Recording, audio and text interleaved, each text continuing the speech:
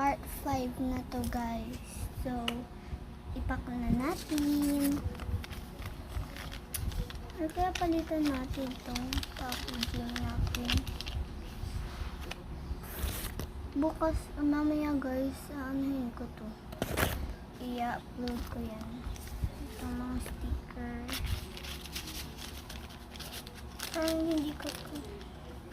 Hindi siya kakasya. Palitan natin siya na envelope. Wait lang guys. Ito na guys, nakukuha na ako ng envelope. Ang haggard ko guys. Ito, nakukuha na ako ng envelope. So, ilagay ko lang itong mga to. Pinalitan ko na siya guys. Ito na lang. Ito, tapos ito na lang. Dito yung mga bracelet. Ito yung mga sticker and lamo card. Yan na lang. So,